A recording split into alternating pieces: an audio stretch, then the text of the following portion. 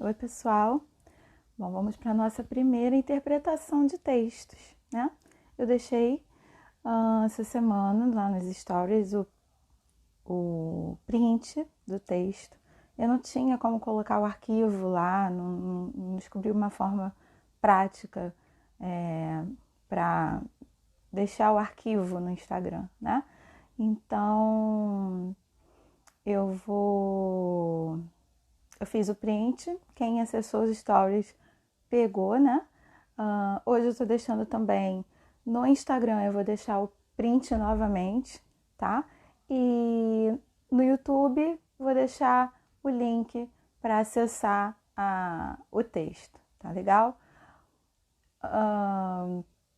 O texto é O Bicho, de Manuel Bandeira. Ele é de 1947.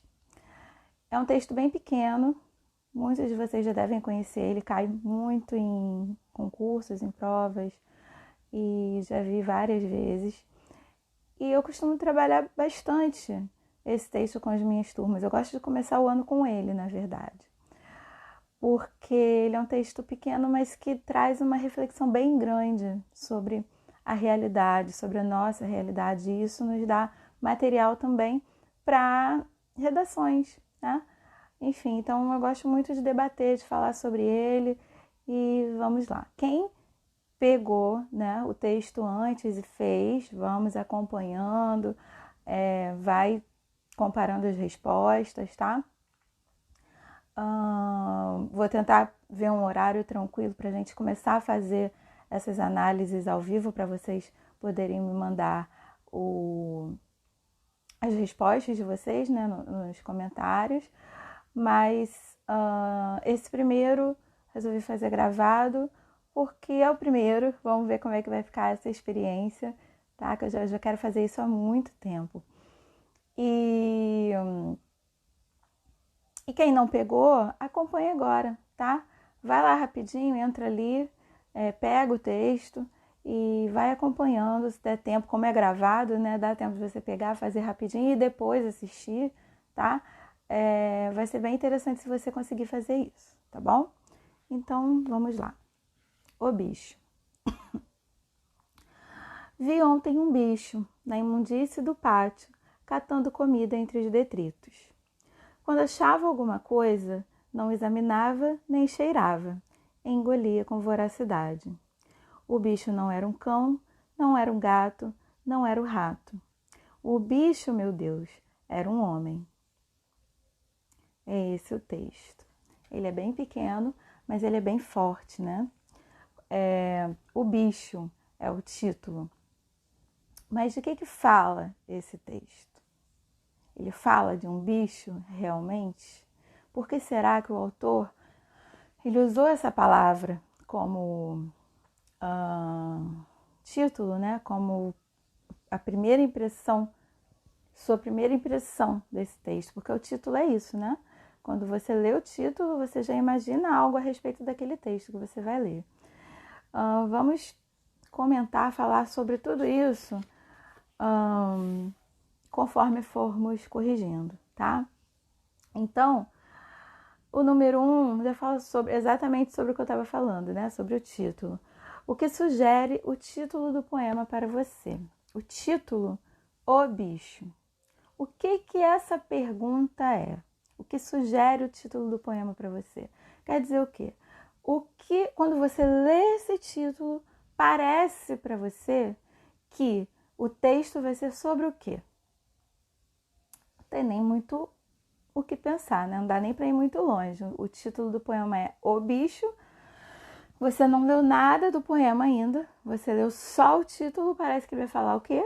De um bicho, de animais, né? Enfim, de um animal, né? Porque está no singular, o bicho. Número 2, que ações do bicho são apresentadas? Percebam que ele continua, mesmo aqui nas perguntas, né? Quem elaborou, continua chamando de bicho. Por quê? Porque até então, dentro do texto, era um bicho, né? No decorrer do texto que nós vamos descobrindo que não era. Então, não é há pecado nenhum, tá? Alguns alunos ficam, poxa, mas quem fez essas perguntas botou lá bicho, bicho, bicho, não era um bicho. Gente, estamos trabalhando com o que está escrito no texto, tá? Lição importante para a interpretação de textos. Nós temos que considerar o que está escrito, tá? Nesse momento em que ele faz essa pergunta, quando você vai lá no texto procurar a resposta, nesse momento ele ainda não sabe. O eu lírico, ele ainda não sabe que não se trata de um bicho, tá? Então, trabalhamos com o que está escrito. Então, que ações do bicho são apresentadas? Como é que nós encontramos essas ações? Nós encontramos ações encontrando os verbos, né? Os verbos nos trazem ações. Então, que ações do bicho são apresentadas? O que ele apareceu fazendo aí nesse texto, né? Que verbos nós encontramos que trazem ações desse bicho, entre aspas. Vamos voltar lá. Vi ontem um bicho na imundície do pátio catando comida entre os detritos. Então, uma das ações dele era essa, né? Catando, ele estava catando comida entre os detritos. Quando achava alguma coisa, não examinava nem cheirava, engolia com voracidade. Então, aqui nós temos mais ações, né? Ele achava alguma coisa, né? Quando achava alguma coisa, então ele achava coisas, mais uma ação dele, ele achava coisas. E quando ele achava, o que ele fazia? Ele engolia com voracidade, mais uma ação dele, tá? Não examinava nem cheirava. Isso aqui é algo que partiu da observação de quem está contando a história. Então, não foi uma ação dele, porque ele não examinava e nem cheirava.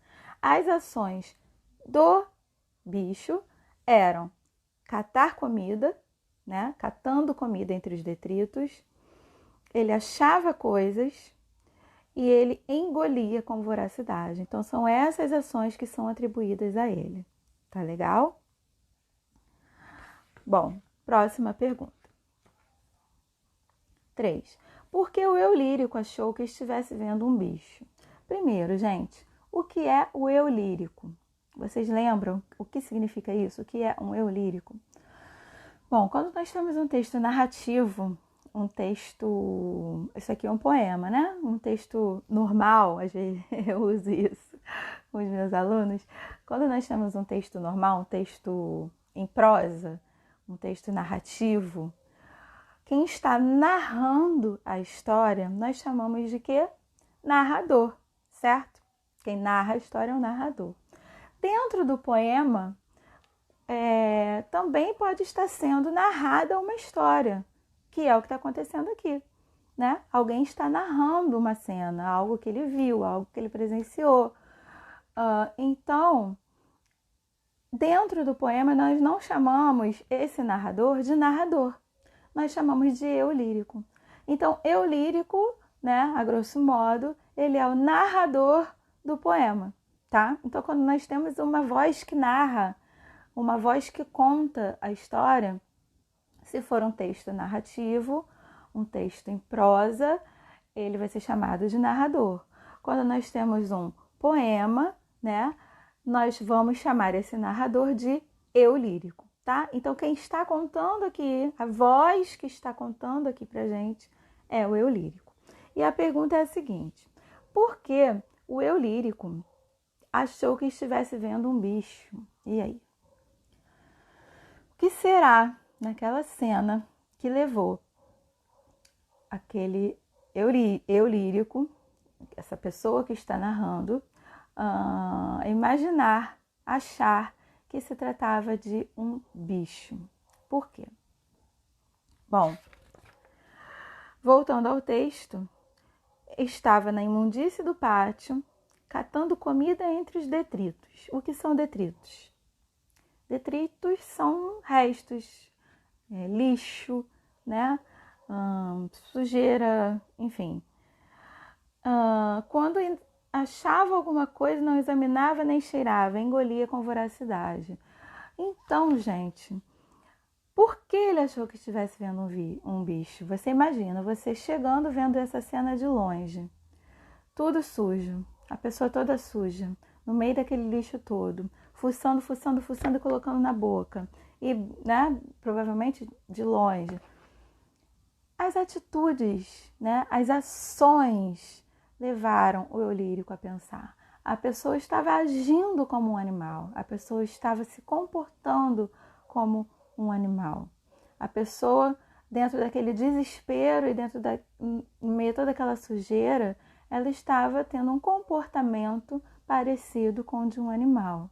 Por isso, o eu lírico achou que estivesse vendo um bicho, por causa do comportamento, por causa das atitudes daquela pessoa, tá? E vocês podem perceber que tudo nós estamos voltando no texto para olhar. Então, guardem isso. Vale o que está escrito. Você tem que se basear no que está escrito, a não ser que a pergunta seja pessoal. O que você acha? Aí é diferente. Como isso aqui não se trata de uma prova, são perguntas discursivas, isso aqui é uma atividade, são exercícios. Nós vamos ver aqui, tem pergunta pessoal, tá? Mas quando nós estamos fazendo uma prova, nós não podemos considerar a nossa opinião, a nossa impressão. Nós temos que considerar o que está escrito, o que nós captamos de acordo com aquilo que está escrito, ok? 4. Quando achava alguma coisa, né? Esse trecho está entre aspas. Quando achava alguma coisa, ponto. Que coisas você imagina que ele encontrou? Bom, aqui a pergunta, a questão pergunta a você, né? Que coisas você imagina? Mas não é imaginar solto. Ah, eu acho que ele achou sorvete. Acho que ele achou, sei lá, chocolate, barra de chocolate. Acho que nós temos um contexto. O que é o contexto? É a situação que o texto nos traz.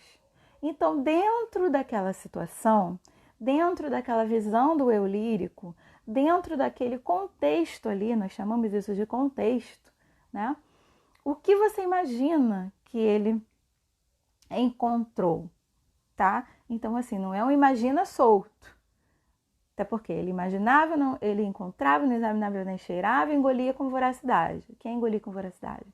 Engolia com certo desespero, né? Com rapidez, com até certa brutalidade. Voracidade é essa pressa, essa urgência, né? Então, dentro do contexto, o que você imagina que ele encontrou, né? E aí vem muita gente e responde, restos de comida. Sim, provavelmente restos de comida. A gente que especifica, né?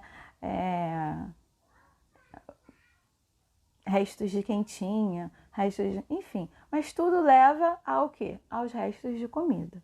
E aí a gente para pensar. Ele não examinava nem cheirava. Será que ele só encontrou restos de comida? Dá pra gente fazer essa reflexão? Infelizmente, dá, né? Tudo que ele imaginava que desse para comer, ele comeu. Então, ele encontrou restos de comida? Provavelmente. Ele também encontrou coisas que ele nem imaginava o que eram, mas que ele olhou, achou que dava para comer e comeu. Por que isso?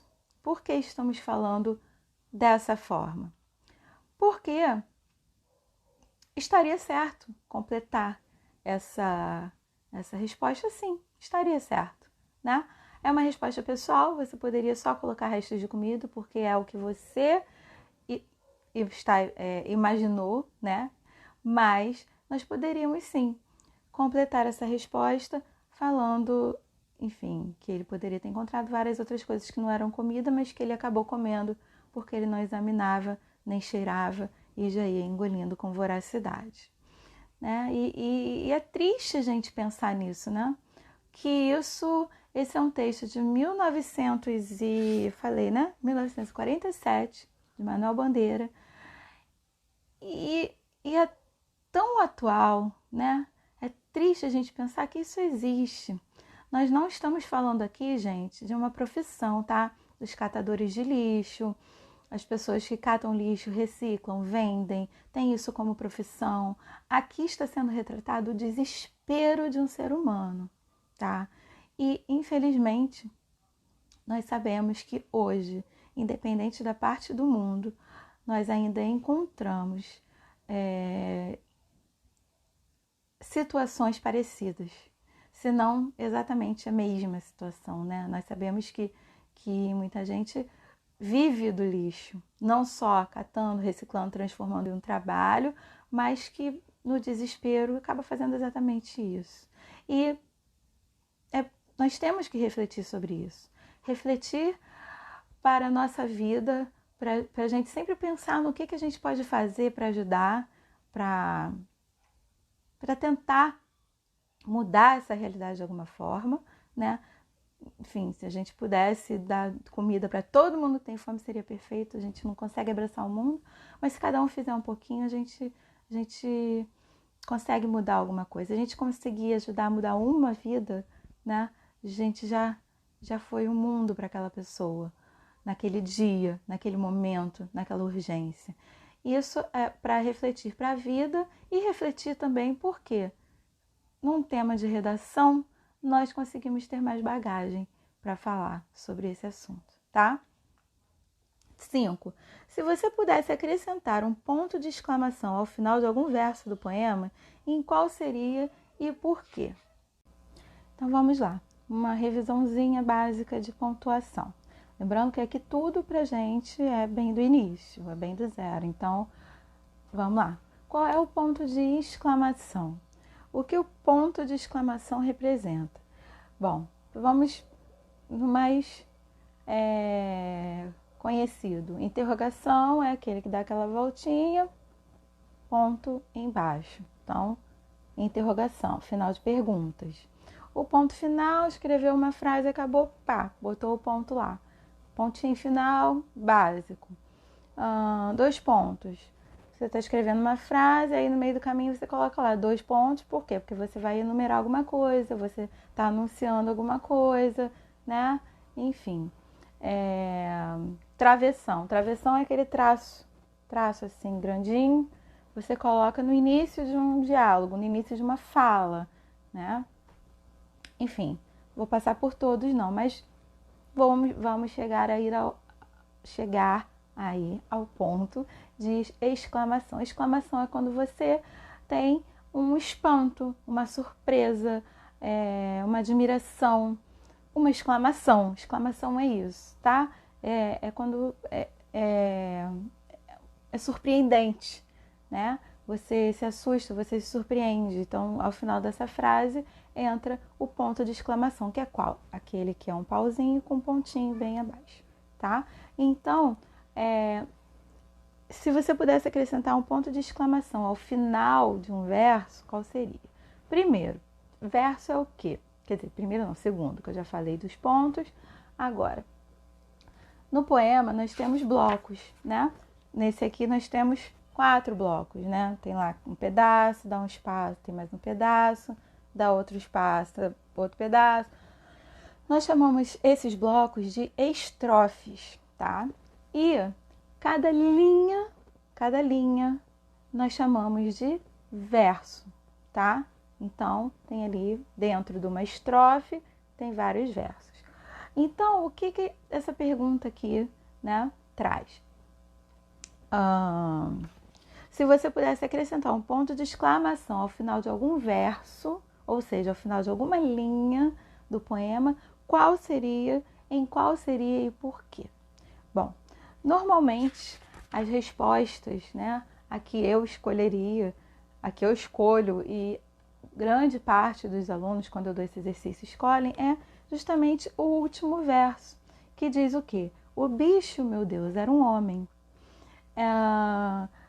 Isso quer dizer o quê?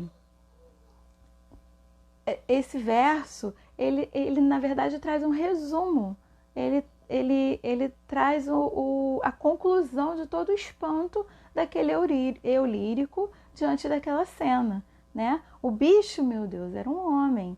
Então, esse é o verso mais completo para você colocar o seu ponto de exclamação. Porém, você pode também, a partir daqui, ó, o bicho não era um cão. Os pontos já começam aí. Ele constatou que não era, né, o que ele estava pensando. O bicho não era um cão. Pode colocar aí também o ponto. Não era um gato. Não era um rato. Também pode colocar, tá? O bicho, meu Deus, era um homem. Esses versos, a partir de o bicho não era um cão, eles começam a trazer esse espanto. Então, estaria certa a resposta se vocês usassem qualquer um desses versos. Porém, o bicho, meu Deus, era um homem, é o mais completo. É o mais... que nos traz, como eu já falei, esse resumo do espanto do eu lírico, tá? Então, são essas as respostas possíveis. Tá legal?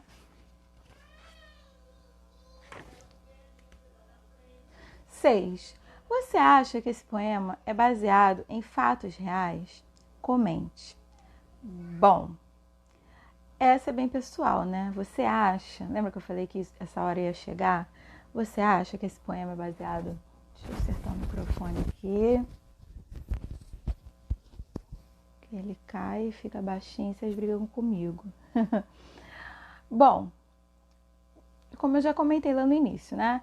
Esse texto é de 1947.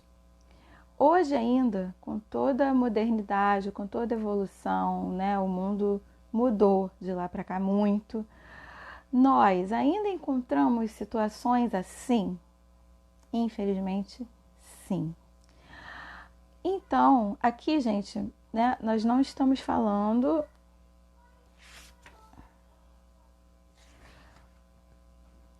Aqui, foi como eu falei antes, nós não estamos falando sobre a profissão, catador de lixo, nós estamos falando do desespero.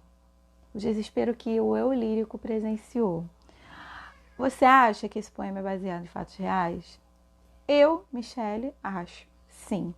Por quê? Porque se hoje em dia nós ainda encontramos isso, imagina naquela época, tanto tempo atrás, né?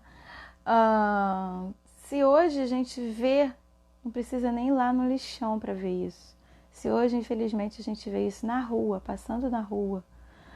Eu sou do Rio, aqui a gente, infelizmente, vê, né?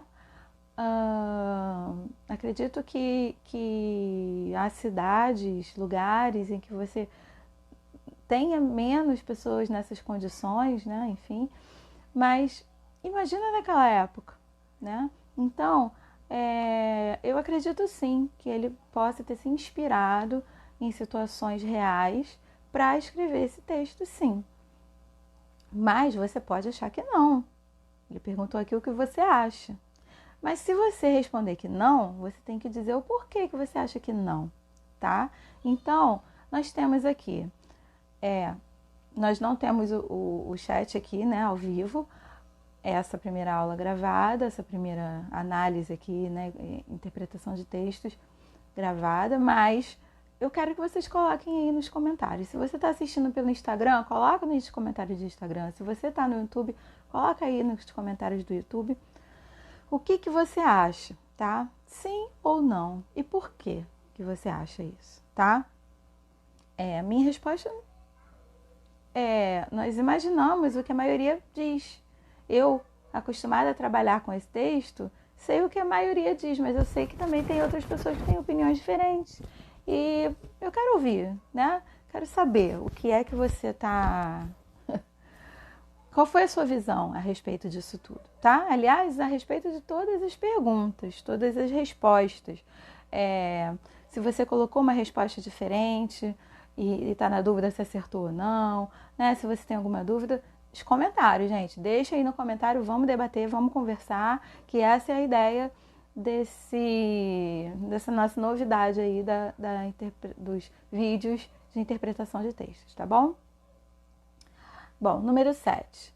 No trecho, bicho, meu Deus, era um homem, por que foi usada a expressão destacada? Qual é a expressão destacada? Meu Deus. Meu Deus, você, mesmo que não acredite em Deus, mesmo que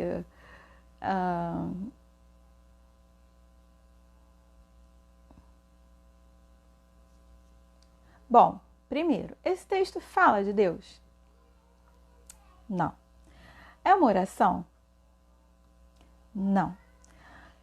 Bom, essa expressão meu Deus, independente da pessoa acreditar ou não em Deus, ter uma religião ou não, num momento ela já virou uma expressão de espanto.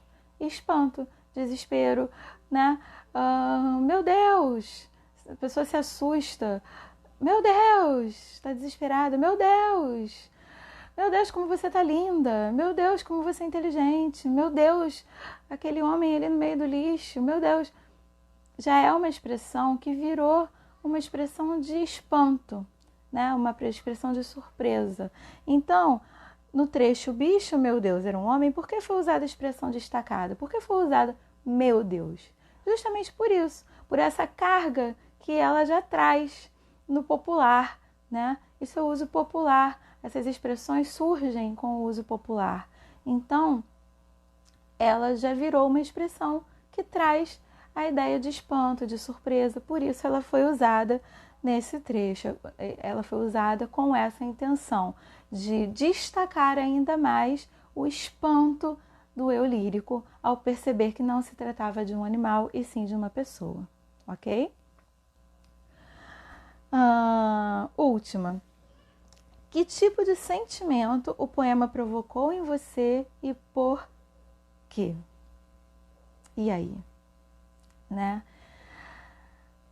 Eu consigo passar por tanta coisa, faz tanta coisa dentro de mim quando eu leio coisas assim, quando eu vejo coisas assim, né? Indignação, tristeza, impotência. A gente vê tanta coisa assim, tantas pessoas passando por esse tipo de necessidade e a gente não consegue abraçar o mundo e resolver todos os problemas do mundo, né? Tristeza, eu já falei. A gente pensa, não é necessariamente um sentimento, mas a gente pensa em injustiça, né? Porque em desigualdade, porque a gente vive num mundo que tem tanta gente com muito e tanta gente com muito pouco. Então a gente tem um misto de coisas que passa dentro da gente quando a gente pensa em situações assim, que situações assim são reais, né? Esse texto falando de uma situação especificamente real ou não, a gente sabe que isso é real, nos dias de hoje ainda existe. Então, que tipo de sentimento o poema provocou em você e por quê, né? Eu citei todos esses sentimentos e o porquê é justamente isso, porque a gente é muito difícil a gente saber que a gente tem nossas coisas e tem uma pessoa tão próxima, às vezes, ali na outra rua de trás, que não tem nada, que está dormindo embaixo de uma marquise, que está dependendo de passar alguém ali e dar uma comida, ou que vive indo para o lixão para conseguir alguma coisa ali suja mesmo para comer e não morrer de fome. E a gente vê que o governo nem sempre está interessado em resolver isso. Enfim, a gente... É indignação, sabe? Indignação, tristeza, impotência. Então, se você colocou qualquer uma dessas coisas, tá certinho. Agora, que tipo de sentimento o poema provocou em você? Talvez esse poema tenha provocado outro tipo de sentimento. Eu já tive alunos que me disseram que não provocou nada. Às vezes a pessoa vive numa realidade tão diferente, ela no mundo dela tão fechadinho, e tá tudo bem, tá? Cada um tem sua realidade, cada um, não tô criticando, tá tudo bem. Mas que ela não consegue ver que isso é real. E aquilo ali talvez pareça para ela ficção, sempre. E aquilo ali talvez pareça para ela algo fora da realidade. Pareça para ela uma cena de filme. E não provocou nada. E eu fico muito preocupada quando não provoca nada. Porque a gente querer o bem para o próximo, né? É a essência da vida.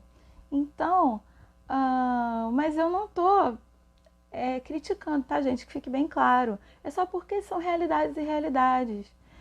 Eu vivo de um jeito que eu consigo ver tudo isso. Há pessoas que não, né? É o lugar que vive, a família, enfim, a rotina. Enfim, não sabe, não tá tudo bem, tá tudo bem. Mas eu convido, né? Sempre vou trazer textos que nos levem a refletir muito sobre determinado assunto. E eu convido você que não sentiu nada, que não conhece esse tipo de realidade, que você achou que isso só existe em ficção, que você olhe em volta, né, e consiga enxergar que a vida vai além das quatro paredes, quatro não, né, das paredes da nossa casa e que a gente pode fazer muito pelo mundo. O nosso pouquinho pode ser muito para aquela pessoa que está com sede, né? Então é isso, gente. E por favor, coloquem, tá? Coloquem aí o que você sentiu. Sejam sinceros, tá bom? Sejam sinceros e por favor, gente, não vamos criticar as respostas das pessoas, tá? Não, isso aqui é pra gente refletir. Isso aqui não é pra gente apontar ninguém, tá bom? Não tô apontando ninguém. Cada um com a sua opinião, com a sua visão, com o seu modo de viver, com o seu estilo de vida. Aqui a gente está refletindo. E como eu falei, isso pode servir como material para uma redação, uma prova aí que vocês vão fazer, tá?